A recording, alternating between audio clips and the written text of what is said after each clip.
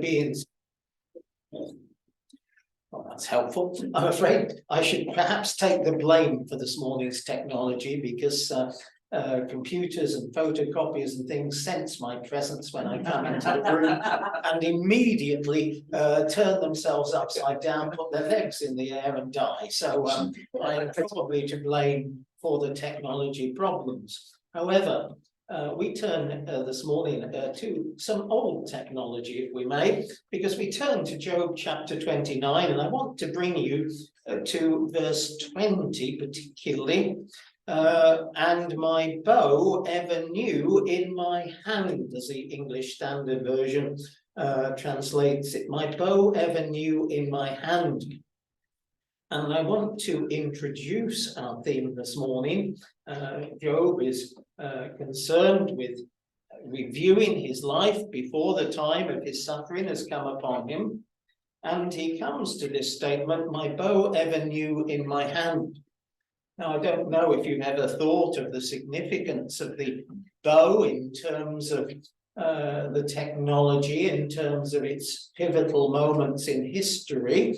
I am fascinated by history. I have a lovely biography of Cromwell by a lady who is a Roman Catholic.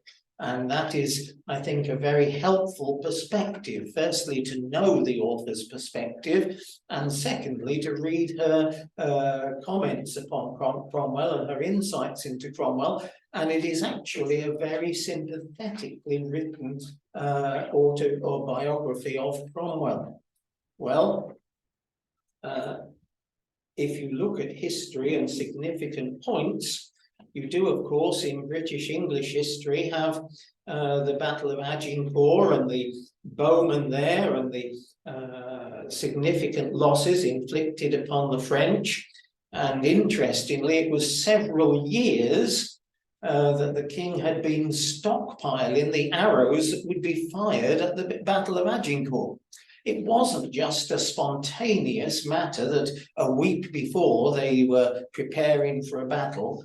They had stockpiled the arrows, and I believe there are the actual invoices for the supply of the various arrows before the battle, before the campaign in France that included Agincourt. You can actually see the invoice for the various arrows that were supplied. And they were supplied over a period of years. It wasn't just a matter of spontaneous, well, let's fight a battle at this time. There was preparation made, there was stockpiling of these arrows, and they were ready to be used. Well, there are pivotal moments in history. There are, of course, the folklore moments.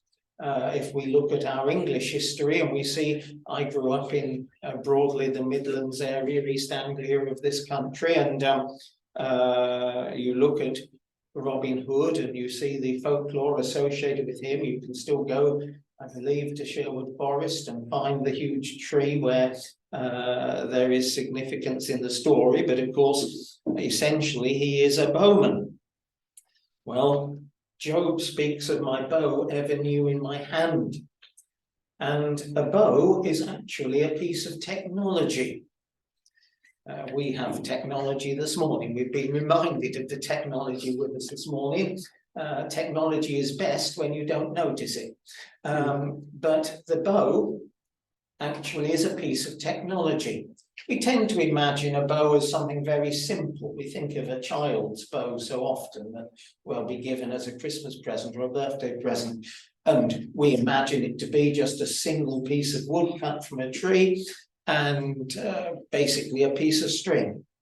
But actually a bow is a very sophisticated piece of technology. Very often the bow will not simply be a single piece of wood, it will be laminate.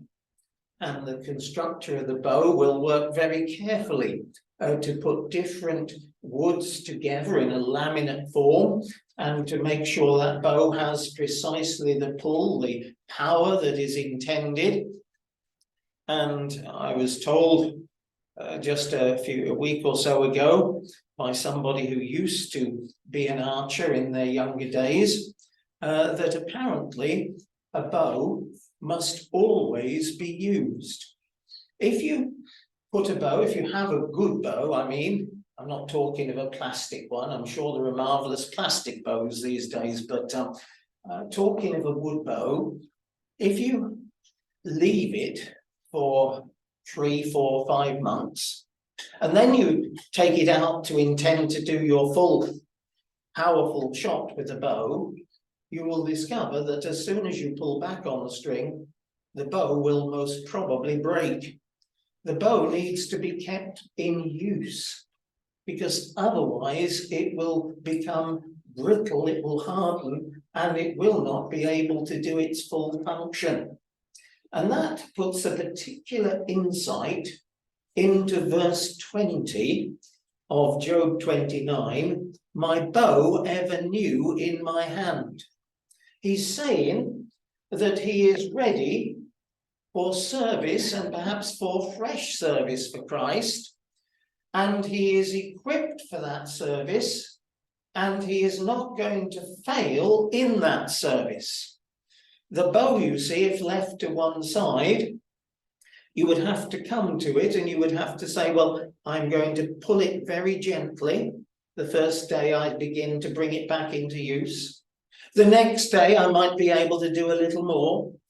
The third day a little more. The fourth, and by the end of a fortnight, 3 weeks, your bow will be usable again. But if you try and pull it strongly to start with, the bow will break. But Job here is telling us that before his sufferings, his aspiration was that he would know freshness, and my glory fresh within me, my bow ever new in my hand. He is ready for fresh service. And then, what happened, if I can put it like this, referring to more technology, God sent an Exocet missile. You remember how those Exocet missiles hit ships in the Falklands campaign? They come in low above the sea, almost, certainly in the time of the Falklands, almost undetectable, almost impossible to shoot down. You don't see them coming. We talk today of black swan events, if you prefer it. In economics, people talk about that. Things that are just unpredictable, unforeseen, cannot be foreseen. Well, the Exocet missile came on Job. He was already all raring to go, ready to serve his God in fresh ways, new avenues of opportunity. He was expecting that God would open new doors. And what did God do?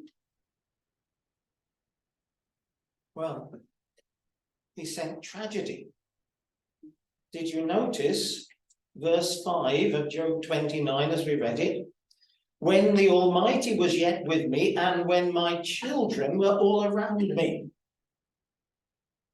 You know, earlier in the book, Job refers to that which I most feared has come upon me. And surely that which Job most feared was the loss of his children, particularly his sons, without the assurance that they were truly believers, that they were truly saved. You know, it is probably one of the saddest events that can happen in a human life when a mother or father loses a child. If you like, the natural order following the fall is that parents will die and their children will mourn. It is almost an unnatural order when a child dies. And when I say a child, it doesn't matter if that child is 4 months or 4 years or 40 years, because if they are your child, you still mourn just as deeply and you still grieve and are powerfully affected just as much. But it is, as it were, not the natural order of things when a parent must attend to the funeral of their child. And Job had seen not just his daughters die, and we believe there was some significance to the fact that Job's daughters may well have been believers, because when Job's children were together, Job would offer sacrifice, particularly for his sons. It is interesting, the English Standard Version, it goes against most of the English variants today, and says, it may be that my children have sinned and cursed God in their hearts. Actually, it's sons. He's talking of his sons in that point, and it may well be that he has an assurance that his daughters know the Lord. But his sons, while they may know the Lord, he doesn't have that assurance. He doesn't have that certainty, and so he's offering sacrifice. But I point out the tragedy that he refers to in verse 5, when my children were all around me. Job has suffered great loss. He expected that God would open new avenues, new opportunities, new vistas and service, and that service would be fruitful. And instead, he has been blighted. There is a hymn by John Newton. Well, there is more than one hymn by John Newton. Everybody, of course, knows Amazing Grace, but there is another hymn. And that other hymn begins, I asked the Lord that I might grow. And he speaks there of his desire that he would grow in the things of God, that he would go forward. If you like, in the Beatitudes, there is a person who hungers and thirsts after righteousness, and that person is blessed. Well, John Newton draws attention to this particular believer, that they ask the Lord that they might grow. That is a good aspiration. That is a good desire. That is a good place to express that desire in prayer to God. I asked the Lord that I might grow. But John Newton in that hymn speaks of God blighting his paths, blighting his ways, blighting his plans. He speaks of, in terms of Jonah's gourds and the smashing of those gourds and the destruction of those gourds. And it is as if, from the moment of that aspiration, I asked the Lord that I might grow, everything seems to go wrong. For Job, the exocet missile of his sufferings coming in. And John Newton, I asked the Lord that I might grow. And you see, there are seasons and times in our life when we recognize we do not understand God's dealings with us. We do not always know the way that he takes us. You know, sometimes when a particular set of circumstances unfold, we feel that we know why God has dealt with us in a particular fashion. We feel that we know what God is doing with us, what he's teaching us, and what he is going to achieve and accomplish. I want to suggest to you that that actually is probably not the case. While we may know something on the surface of what God is doing and what God is accomplishing and where God is taking us, I want to suggest to you that very rarely do we really see all of God's dealings with us. And if not with us, how much less with any other human being, any other fellow believer, or anyone else whom we may know. I want to suggest to you that God's providence is absolute. Our circumstances are precisely measured and controlled by God. Nothing in our circumstances is outside of God's control. Nothing is left to chance. The very reckless mistakes that we make are woven into his plan for us in order to produce ultimately that outcome where all things work together for good to them that love God and are called according to his purpose. That is true, absolutely true. but we may not see the ways in which that is working out for good. You know, an iceberg is mostly beneath the surface. And the part of God's providence we recognize is the visible part, if you like.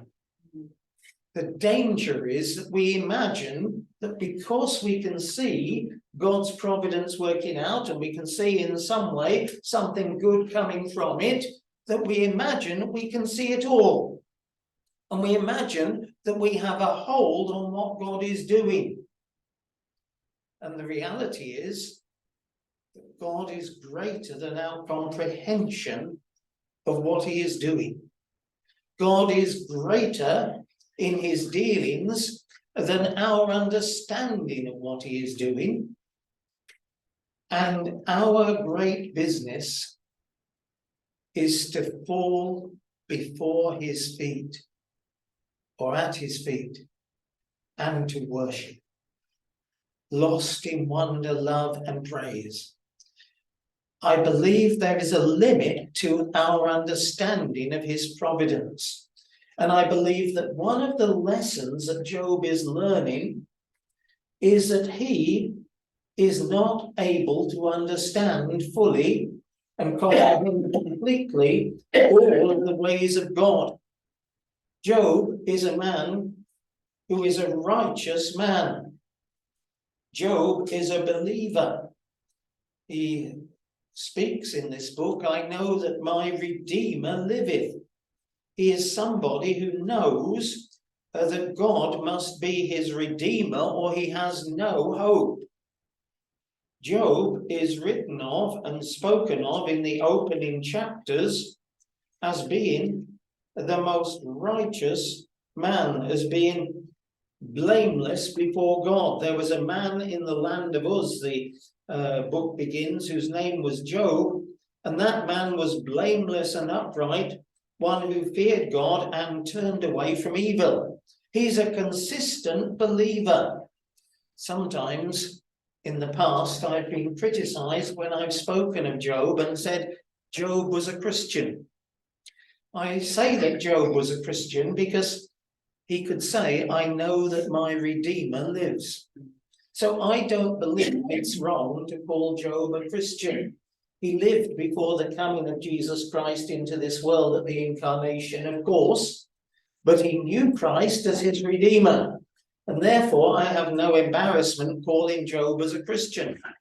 I was taken to task by someone who said to me, no, you should say that Job is a believer because he doesn't yet know the Christ of God in the fullness. Well, you can decide for yourself whether you want to call Job a believer or whether you want to call him a Christian.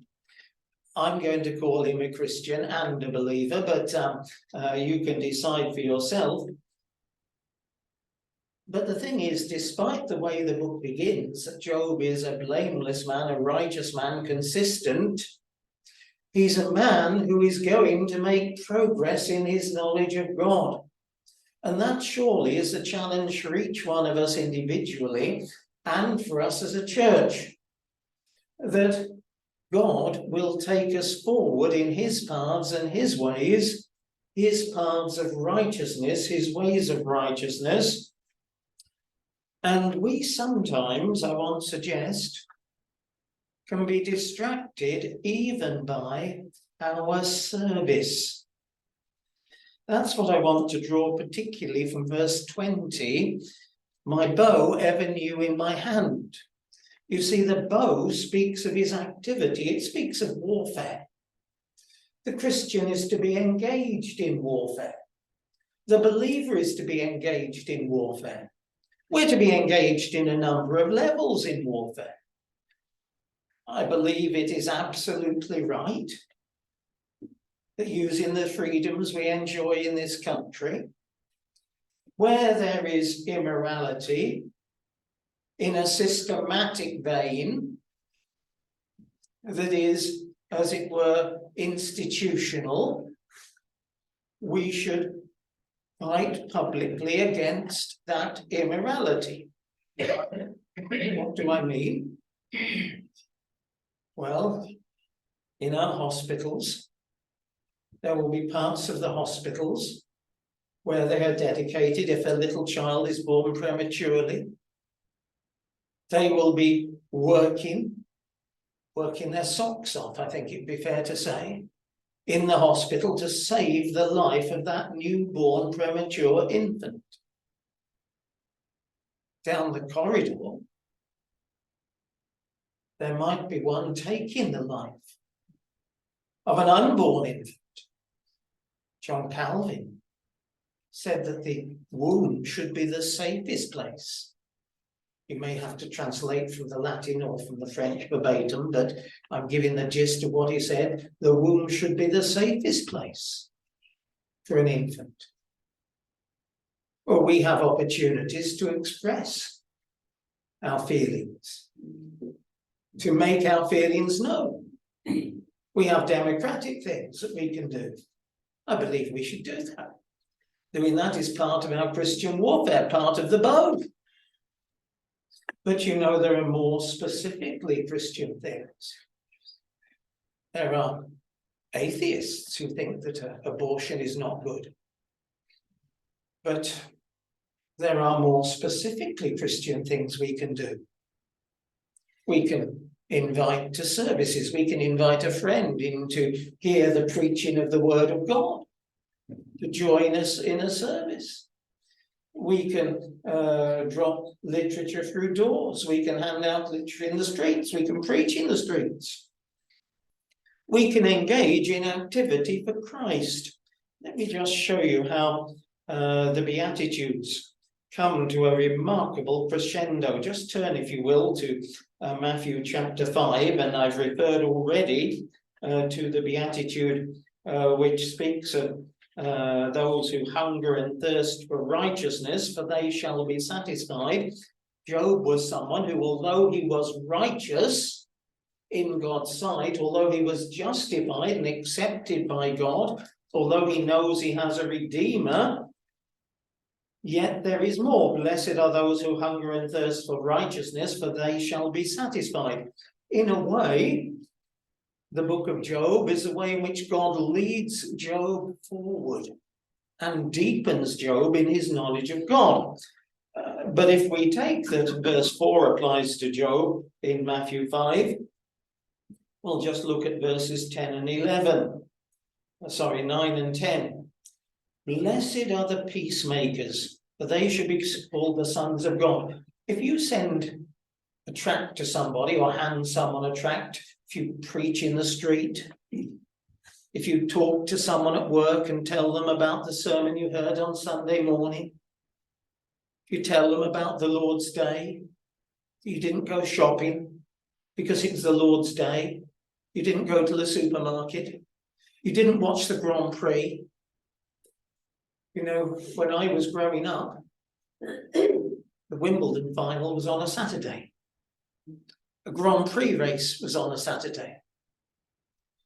Today we have golfers sometimes telling us how they won their golfing match on a Sunday evening and how they give the glory to God. Well, arguably God would win more glory if they observed the Sabbath day.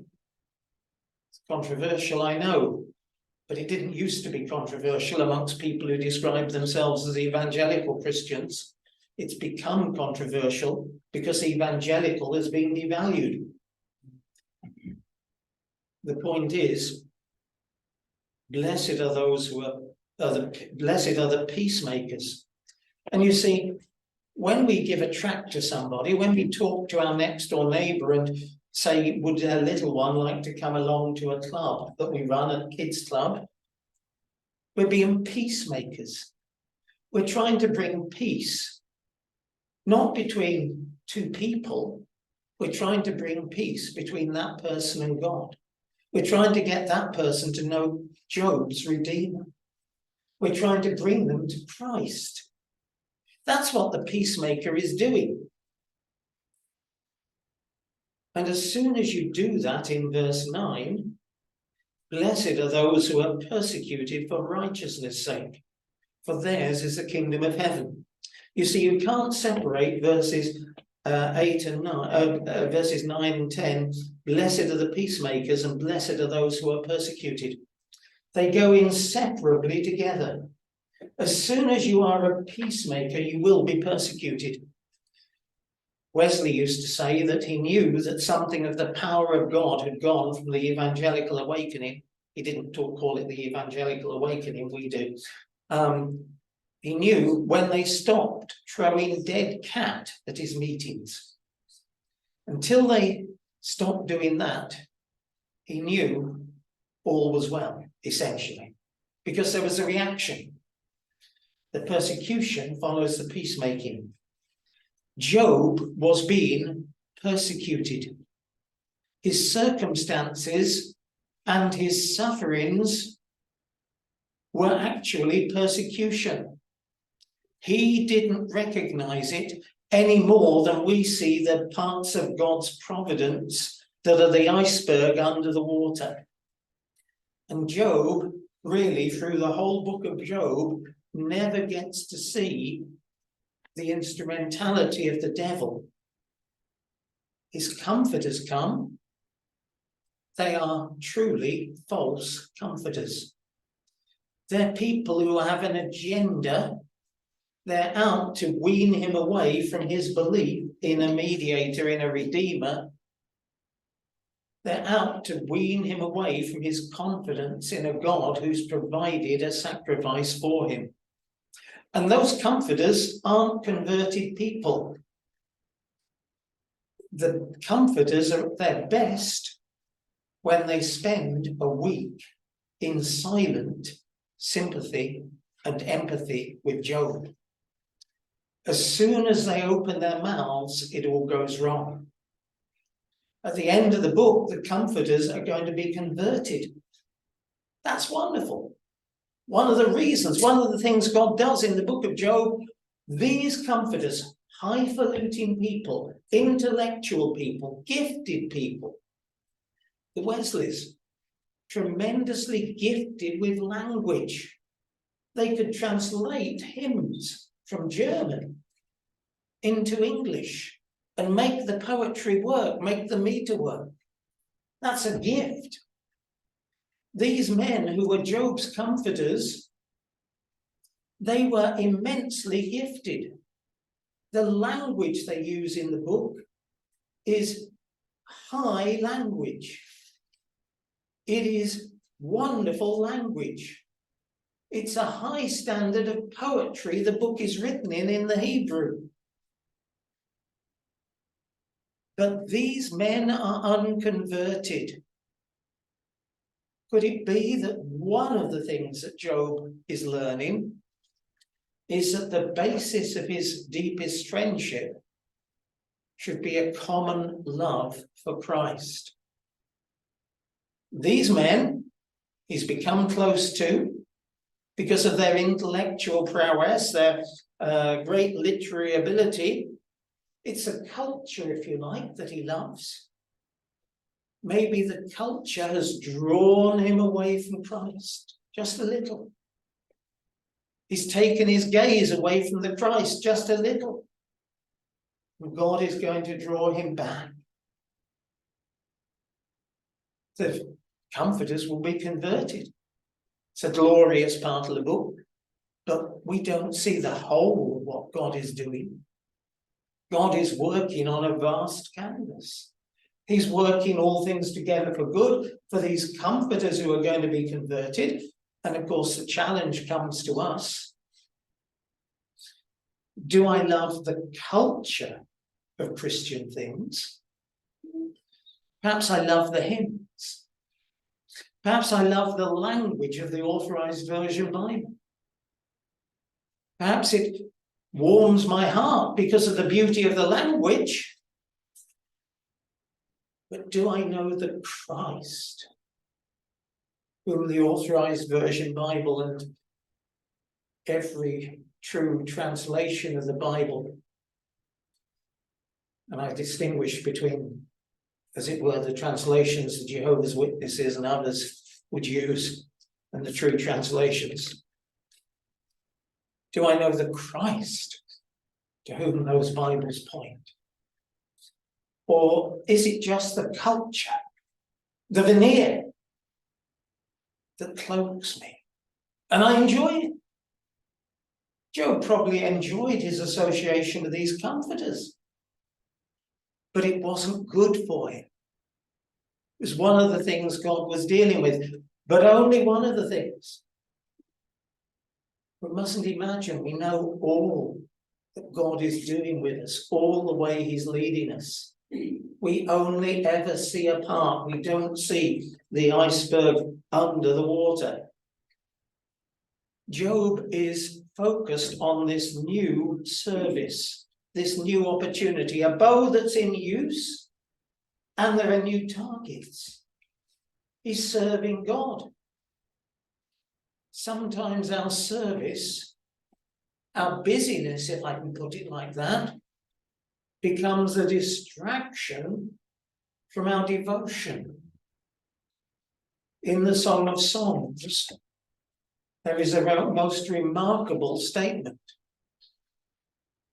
My own vineyard I have not kept. This person has been occupied. They haven't been doing nothing. They've been occupied with useful things, good things, but they've neglected my own vineyard. Holiness begins at home, in the heart. And the heart had been neglected in the Song of Songs.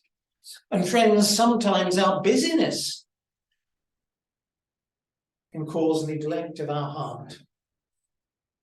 I don't know if you remember, a few years back, there was a remarkable piece of news. I think it was a man called Dr. Barnard in South Africa. And he had carried out the first ever human heart transplant. And it was, Chris, someone's mentioning the name. I'm glad someone is helping me because my memory is failing at that point. Christian Barnard, I'm sure that's right. That's very good. Thank you. Really helpful. But until then, it had been impossible. But there was a new heart needed. This person would not have lived without a heart. And they agreed that they would have experimental surgery. God is working in the human heart. And I don't see the half of what God is doing in my heart and life or the heart of others. And I have to be very careful with the heart of others. Because if I imagine, oh, that person, look how they're going wrong. Look how they've got it so wrong. Look what they've done. And I don't know the half of what they're dealing with. I don't know the sheer tiredness they're facing if they've got young children. I don't know the sheer exhaustion if they're doing shift work. I don't know the terrible pressures they're being put under at work, as 2 or 3 people have been let go, as they say, and suddenly their workload is multiplying. I don't know the anxiety they feel in their heart because of a particular medical condition that won't be diagnosed for 3 or 4 weeks. I don't know everything about them, but I can very quickly judge. That's not love. And you see, in my own heart, I don't always know where God is taking me, what God is showing me. Search me, O God, and try me, lest there be any wicked way in me. How easily we indulge ourselves when we need God to show us ourselves, to cast the light into our hearts. Friends, we do not understand fully the dealings of God with us in terms of the immediate circumstances he places us in. We know the end. all things work together for good to them that love God and are called according to his purpose. We know where he will take us, but we don't know about today and tomorrow. We know that we can trust it to God, but we don't know the bit of the iceberg that is under the water. Let's close by singing together the hymn number 701, My